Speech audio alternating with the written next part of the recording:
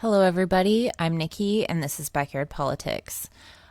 First off, I would like to say thank you to Peter Cintrone for being the first Patreon member to subscribe to my Patreon. It's patreon.com/backyardpolitics. And there's three different tiers available. There's a $1, $3, and a $5 one. And Peter, if you'd like to send me an article that you'd like me to cover on the show, feel free to reach out to me on Twitter. We follow each other, so DM me.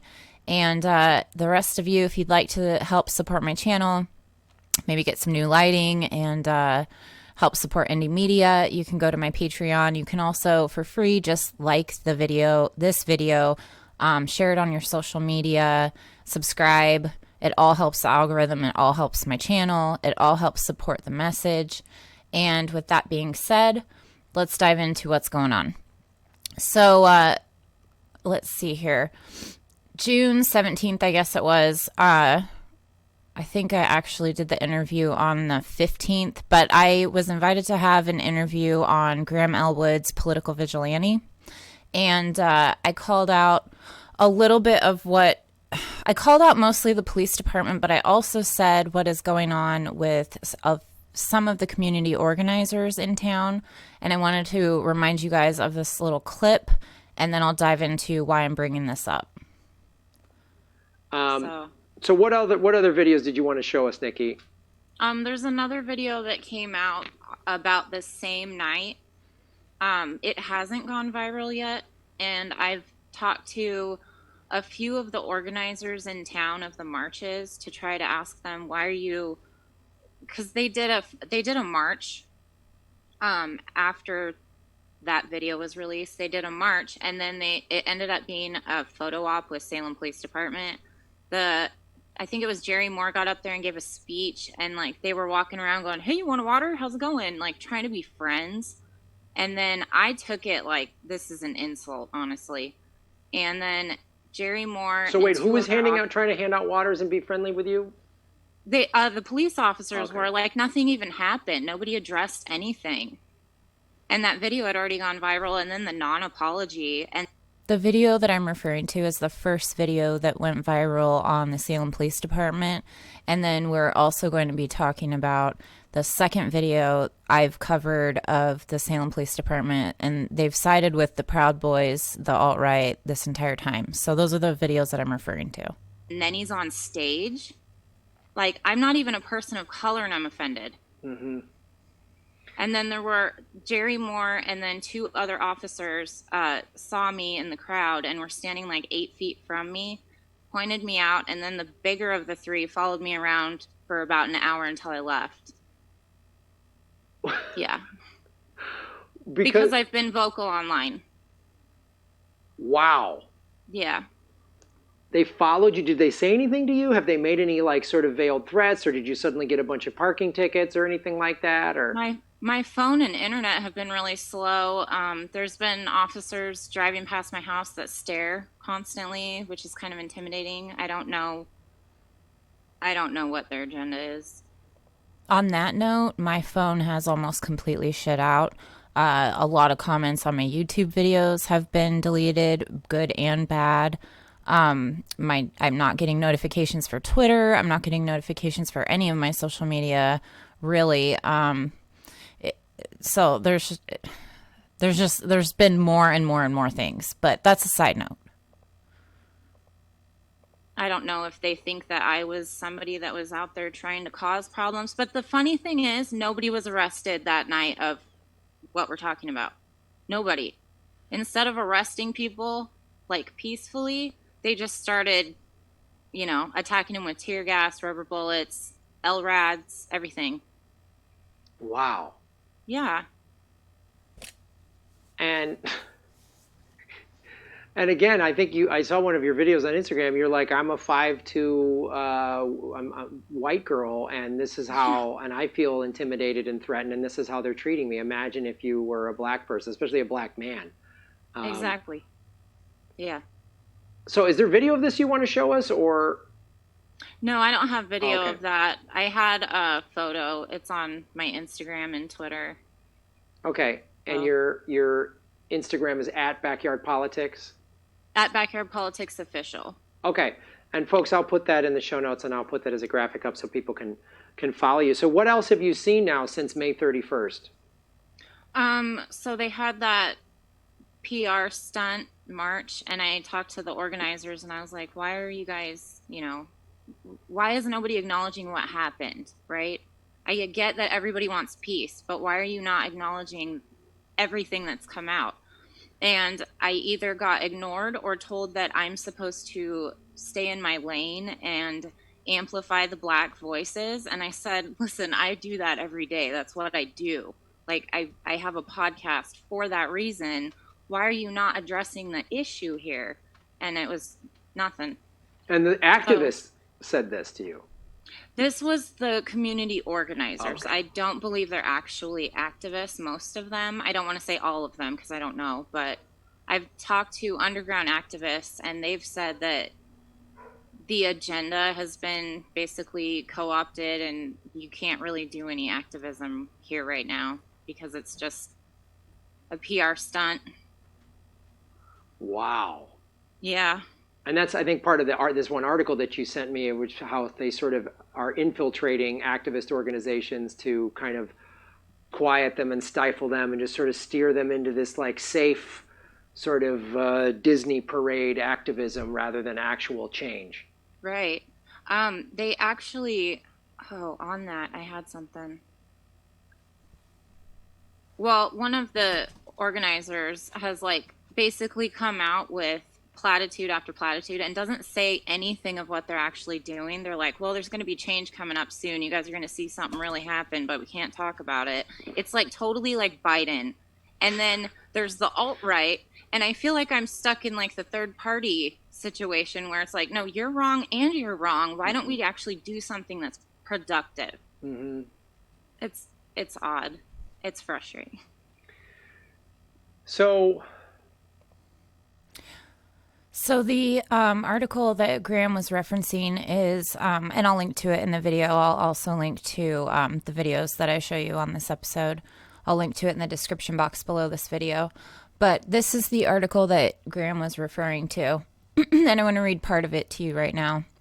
It says, while there may be times folks have the capacity and patience to do so, be aware of the dynamics perpetuated by hand-holding. Understand that it is not our responsibility to hold your hand through a process to be an accomplice. Accomplices listen with respect for a range of cultural practices and dynamics that exists within various indigenous communities. Accomplices aren't motivated by personal guilt or shame. They may have their own agenda, but they are explicit. Accomplices are realized through mutual consent and build trust.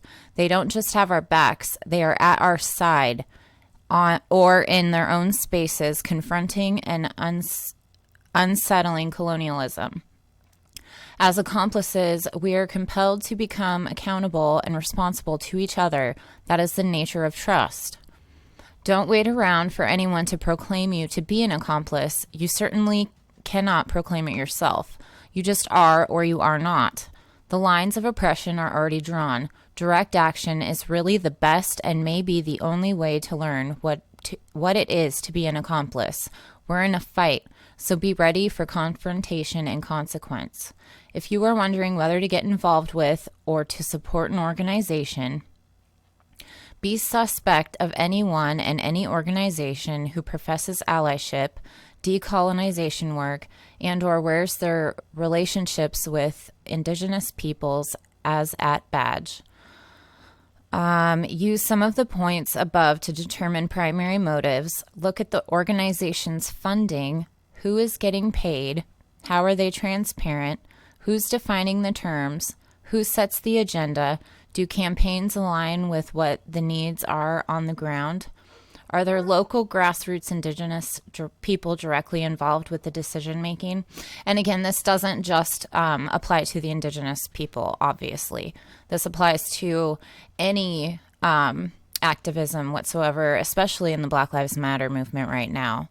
So the reason I'm bringing all of this up is because in Salem, we have a guy by the name of Gregg Simpson Jr., who has completely co-opted the movement. He is trying to use it for political gain, to advance his music career. I mean, it's really sad. It's frustrating. It's pathetic. It is. It's disgusting. I don't really have any more words to describe it that I want to use right now. So I'm going to let Adrien take over and let him explain. He is one of the Salem Community Organizers that is an activist, and he calls out Gregg Simpson for his behaviors lately. So let's take a listen. Hey everyone, wanted to do a video. Having a problem with someone that's gaslighting the community and here in Salem about the Black Lives Matter movement, and in the Black Lives Matter movement, and is purporting to be a leader. And I know that what we need now is unity and not really infighting, and that's why I held off on making this video for so long, because I was trying my hardest to privately handle this and get things sorted out, but it's just not being done. And I'm not the only one that has tried. Just numerous other people have tried to handle this mostly out of the public eye, so that our Black Lives Matter movement looks completely united. But when we have someone that's gaslighting the community and lying about shit and being homophobic and transphobic, I have to call it out, because if I am silent, then I'm just going to let it perpetuate and keep going. Yeah, I'm talking about a specific person. That person is Gregg Simpson Jr, and I'm calling him out because he's lying, he's grifting, and he's being homophobic and transphobic, and he's just... So there's been quite a bit of lashback towards Adrien and the people that are speaking out. So if you don't understand why this is so important, first of all, go read that Indigenous people article about not being an ally, being an accomplice. That will help you understand it. But also, if we don't call it out, remember when Bernie ended his campaign and quit on all of us? So after that, shit came out later that was like, oh yeah, his campaign was co-opted as well. And a lot of volunteers were unhappy within, but were afraid to call it out because they didn't want to damage the movement. That damages the movement even further. So if he doesn't call it out, if people like Adrien don't call it out, then it just damages the movement. And honestly, you really think that the 3%ers, the Patriot Prayers, and the Proud Boys don't realize this stuff? They do Oppo research too. They have Google. They can look up shit. I know they do. That's how they saw my fucking video last time. Go look at the comments on it. It's insane. So, by the way, also, I did get Adrien's permission to share this, so I'm not outing an activist that doesn't want to be, like, having his face shown. So I did get permission from him before. Just gaslighting the whole entire community. And my evidence is not only supported by the 2 videos that I will have below, but I can show screenshots if I need to. But people can say everything they want about me. They can say that I'm a cunt and shit, but they can't say I'm a liar. And that's one thing you can't. So, he said in his latest rambling yesterday morning in his live video before he deleted it, which is linked below the video of that, he said, every person who approached him about gender identity has been white and hasn't said anything about Black Lives Matter. That's not true. Me and Natasha have repeatedly gone to him and tried to talk to him and say, hey, what you're saying is really not okay with the LGBTQ community, and here's why. And it's like talking to a brick wall. He just doesn't care. He says that he's feeling attacked all the time, and just doesn't listen. So it's not true, and we're both black, so it's not just white people. Says it's hard to keep talking when he's being attacked. When you're being criticized for your poor choice of words, you're not being attacked. And your poor choice of words hurts the LGBTQ community. Like, when somebody tells you that, you should probably just listen, not feel like you're being attacked.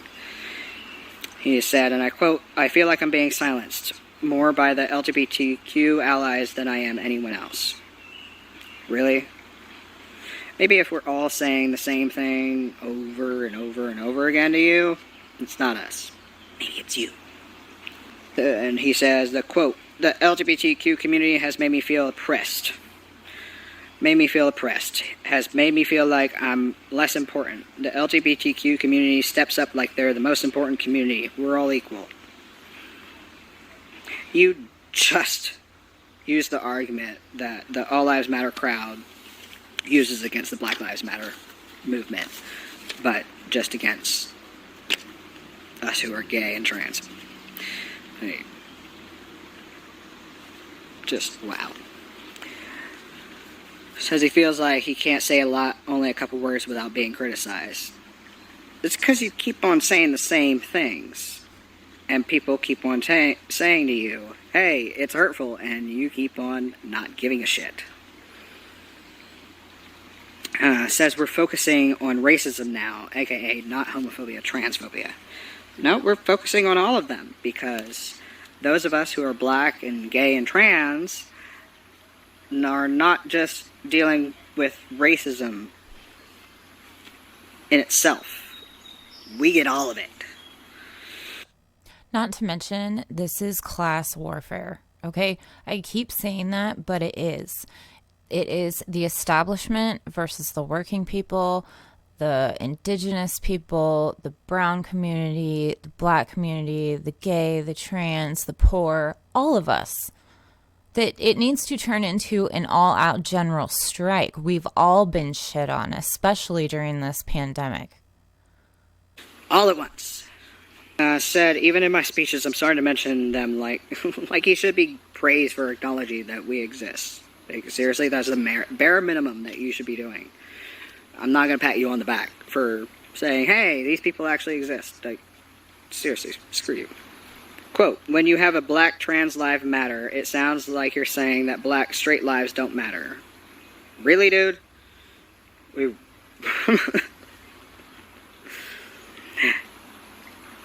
Let me put it another way, see if you can hear it. When you have a Black Lives Matter, it sounds like you're saying that white lives don't matter. That's literally, you're using the exact All Lives Matter argument again. Which again, the alt-right will use against him and the group if he remains the face of it, I guess you could say. Except against gay people. Like, it's... we quote, "We really have to be careful about the narrative when we talk about equality. What we're really representing. When you push one narrative in front of the other one, you take away from the original narrative." We're not pushing a narrative in front of the Black Lives Matter movement. We are highlighting a part of the Black Lives Matter movement. We are black and gay and trans. And why aren't we embracing everybody? Like, there's a separate protest for justice for Vanessa Guillen in a different part of town, and then a separate one for Black Lives Matter. This is fucking bullshit. Again, it's class warfare. It is the elite against the rest of us. So why aren't we all joining forces here? Honest to God, if the conservatives didn't have their heads so far up their own asses, they could also join in and say, yeah, fuck the elite. It's just ridiculous. And I'm really glad that Adrien had the courage to call out Gregg Simpson, because it's disgusting. I've seen it for a while. I'm sure that people like Adrien have seen it for a while because, you know, they do this stuff every day, but not everyone is seeing it, and more people need to realize what is going on here. They're not a separate community. You're not understanding that, even though I've tried to explain that to you over and over and over again. He blames all of his frustrations on white allies when it's not just white people confronting him. Both Natasha and I are black and have confronted him. And says to be patient with him with learning about pronouns. Says he's setting up a structure to teach people about things and understand them better. Says don't come and try to explain a whole nother thing like the LGBT community and the black community aren't the same already. We're allowed to bring up the stuff that is specific to us in the Black Lives Matter community movement altogether. It's not separate. Again, he said, quote, set something up that invites people to come learn about the LGBTQ community. Start a program. And I'm not saying it hasn't been started. I'm just not aware of it. But I'm saying if you feel people aren't educated enough on the LGBTQ language, then start a program where you teach people in the community instead of, and yes, I'm going to say this word because I feel like I've been antagonized. Stop antagonizing people about the words they are using and set up something where you can educate people, okay? Excuse me? First off, we tell white people all the time that it's not our job to educate them on how to be a good ally. It's their job to educate themselves because we have Google, we have written books, we have hundreds of YouTube videos on how to be a good white ally. Guess what? Guess what? The black LGBTQ community has done the same fucking thing. Hell, our community... Are you serious? We have shit color-coded. We have flags letting you know this person is this person is that. We have little pins. He, him, you know, she, her, they, them. Like, are you serious? We have done all of that. Just because you haven't taken the time to Google it doesn't mean that we haven't done it. We have lists of all the pronouns. Like, everything that you're saying that we need to create a program for is already out there. It's your fucking job to get on the goddamn internet and look it up. Not ours. And he says, I want the LGBTQ community to realize that when you're talking about pronouns and stuff, you're talking about political correctness. We're talking about lives, black lives, not political correctness. We're talking about people dying, not people's feelings getting hurt. We're talking about people dying, so don't put your narrative of your feelings over people dying. Wow. Just wow. Let's break that down. Talk about political correctness? No, we're not just talking about political correctness because we are dying at a higher rate than you are as a cisgendered straight male. Okay? Let's just put that to rest. The black trans woman is the most persecuted group in our community. And we're going to keep talking about ourselves, whether you like it or not. We're not talking about just political correctness because when we have to deal with the cops, not only do we have to deal with them possibly misgendering us, but if we dare to speak up to the wrong person and correct them on our genders, we might get killed for it. So don't try to say that it's just political correctness. We're dying out there too. Way more than you are. You want to get technical about it? We are. You're just proving our point that we need to keep speaking up because you want us silenced and say that we have an agenda that's different. We're dying. This is about our lives too, not just yours. He says, quote, LGBTQ members, I'm going to say it again, talk about black lives then. Talk about straight black lives. Why do I only hear trans black lives only speaking about trans black lives? How come we can't hear them talk about black lives in general? Really, fucker? Now you're using the why can't we have a straight pride parade argument on it too. Like, the words, do you hear yourself when you speak? or do you just ramble? Because I cannot believe those words came out of your freaking mouth. In public. Like, just wow. We talk about our lives because nobody else is. That's why. He says there's no solidarity in the message first before people tell them about his hurtful words. Nobody should have to say, hey, Black Lives Matter. By the way, dude, you said something really hurtful. Like, They wouldn't be reaching out to you in a respectful manner if they didn't fucking care about you. They would just ignore you or blast you as being what you are, homophobic and transphobic. That's it. But instead, they're coming to you respectfully. Now, I don't expect anyone to come to me and say, hey, Black Lives Matter, by the way, I wanted to let you know about something that you did. Like, no. Just, you should be able to just listen to somebody when they come to you and say, you hurt me, without any preconditions.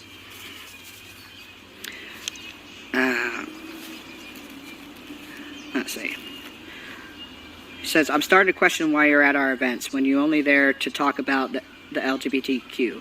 Why are you not there to talk about and support Black lives? There are Black LGBTQ people. And again, we're bringing up ourselves to say we matter. And we exist. Well, and Gregg Simpson wants to run for office. He's already said that. He kisses the cops' asses. So why is he being so exclusionary if he needs all of these people to vote for him? And we're being persecuted just like you. He said, members of the LGBTQ community are making this fight much harder. Really? How are we making it harder? For forcing people to actually acknowledge that we exist? For demanding respect in our own community? Because we've been getting shit on in our own community, and here you go, proving it by shitting on us again? No. It says only one Black person has confronted him about his pronouns. Not true. At least 2 of us. No, you won't recognize us as Black. You refuse to call Natasha Black, even though that's exactly what she identifies as a Black woman. You just say mixed. And you do that to say you're not Black enough. We get it. We've been dealing with that colorism discrimination all of our freaking lives. And here you go, just doing it again.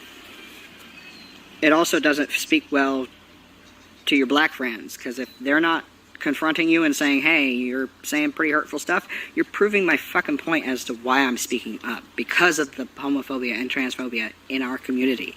It needs to be addressed. That means we need to speak up and say, hey, we're here, and you need to stop hating us too, because we matter just as much. But there you go, proving the point of why we're speaking up. We also need to join forces with the Latinos Unidos Siempre. That's one of the Latino groups, activism groups in Salem. They're in charge of, I believe they're the ones that are in charge of setting up the Justice for Vanessa Guillen memorials and protests and stuff like that. But we need to join forces with every oppressed community member, you know? On to another subject. We raised $5,000 for the Black Lives Matter protests that we had on the 6th of June, and none of that money was actually used for the protest. It was kept in Gregg's name, even though Ariel, you know, offered to use her account that she's been using for business purposes and, you know, showing receipts and all that kind of stuff. And he's like, well, you don't trust me? And we're like, we're not saying we don't trust you. We're just offering. That's it. And he's like, I'll use the money and I'll show receipts for what I spent it on, and the rest of the money can go on to be used for other Black Lives Matter protests going forward. Said, okay. I haven't seen a single receipt. Sound guy, we actually got a donation specifically to pay him. He still hasn't been paid. Even though Gregg said that he paid them. He didn't pay him. Gregg said that he paid, you know, over $900 for the porta potties when he didn't pay for the porta potties. The NAACP did.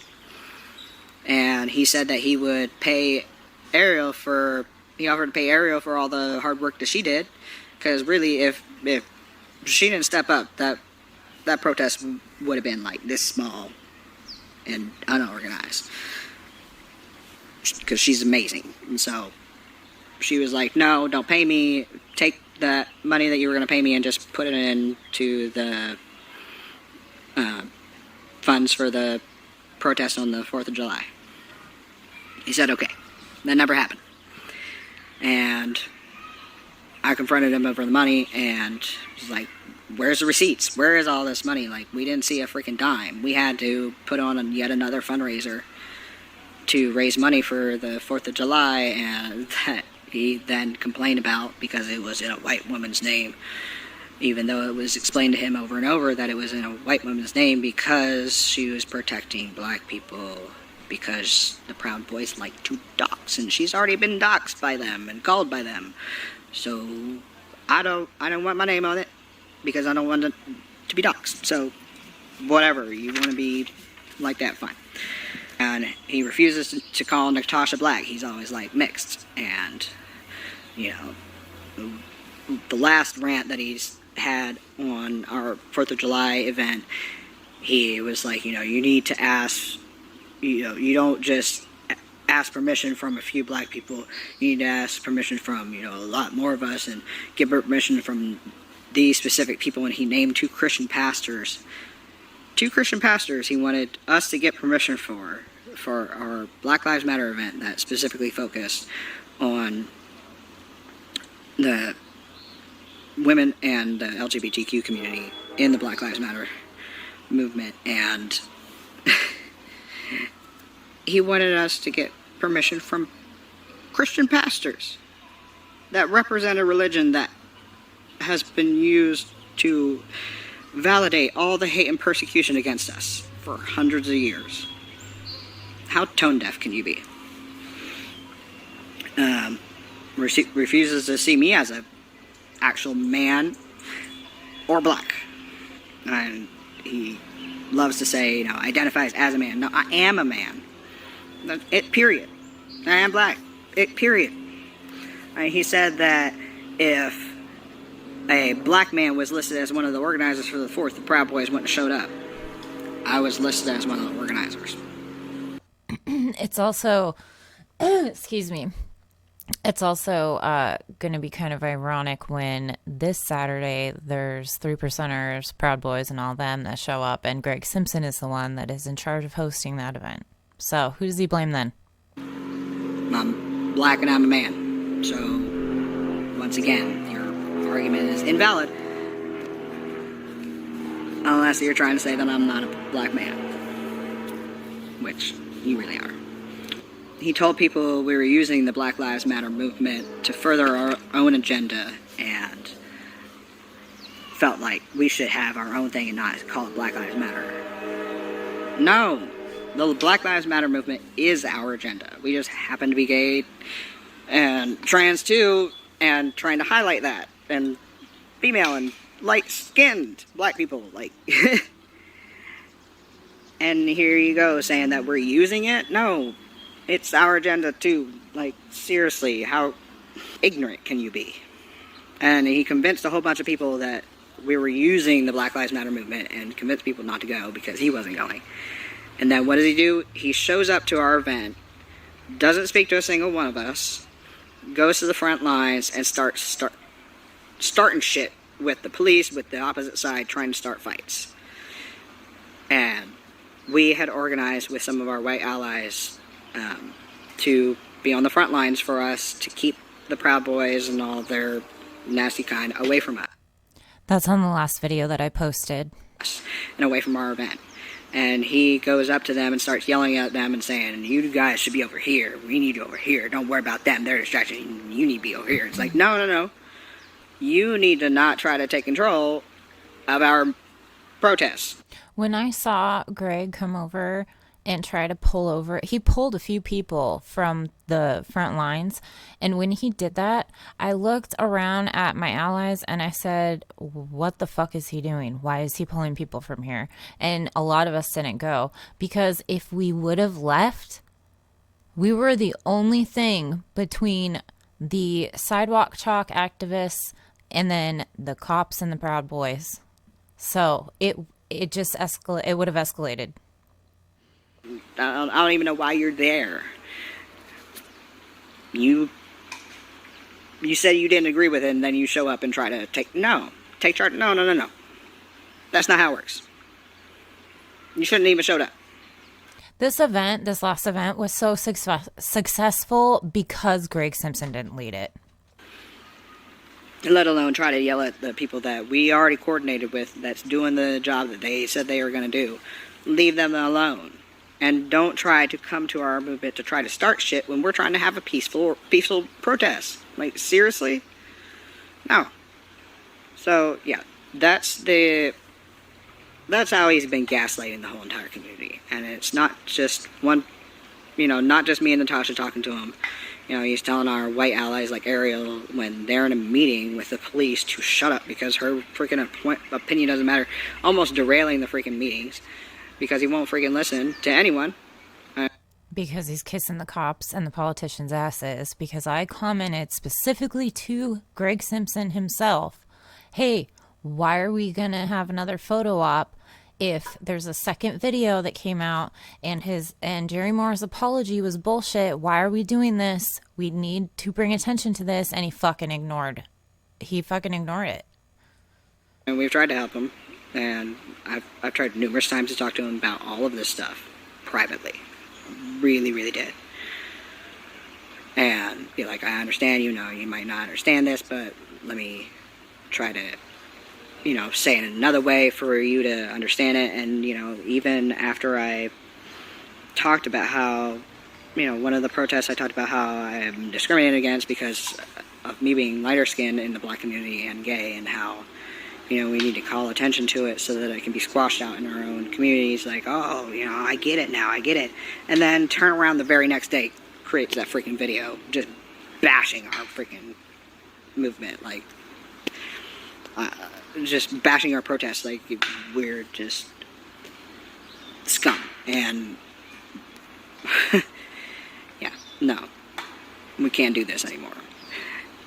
And then, not only that, but he's going around driving uninsured without a license, and he's not even registered to vote. Like, how are you going to be a leader in our community and tell people to vote but not be registered yourself? At the photo op with Salem Police Department, all I kept hearing was, don't forget to vote. Make sure you vote. Vote blue, vote blue, vote blue. Trump is bad. The system is bad. You can look up my voting record. I vote every single chance I get. He's not registered. Not to mention all three of our congressional candidates that were progressives, all three lost this last primary. So no. You can't be a leader in this movement and not be registered to vote. That's not how it... No. Not when you don't have a valid reason not to. If you have a felony and you can't vote, if you're undocumented and you can't vote, whatever that reason is that you cannot legally vote, then talk to me. But if it's just because you're lazy and you didn't register, no. I have to call out that, because without doing so, the community will still be gaslit. And I know a lot of white allies out there have been just looking for, black leadership to grasp onto, to help in every single way that they possibly can. And when someone stands up and says, hey, I'm a black leader, people gravitate towards that. I get it, and I appreciate it. But just like Sean King, we got to be careful about who we follow, because just like Sean King's a grifter and a liar and not good for our movement, narcissistic, always says that people are attacking him when he gets criticized. Guess what? We have our own right here in Salem. So we need to take care of our own problems, because I want this movement to be strong and not divisive. But we need to realize that you trying to say that the LGBTQ community is using the Black Lives Matter community movement is not okay. We are a part of it. Mm-hmm. So, just want to let everyone know. So that's the latest of what's going on in Salem. I'm going to link to both of the videos that I showed you, mine with Graham Elwood on the Political Vigilante, Adrien's, and the article. Need a professional logo for your brand? I've used the new Wix logo maker to create one for my startup. I'll show you how. Also, the article on being an accomplice, not an ally. So just make sure you do your research, check in to see where the money's going, who's doing the running of the movements, who is organizing, where's the money coming from. Ask every question you have. Look at this article. I need to go have my morning coffee. And until next time, Medicare be with you.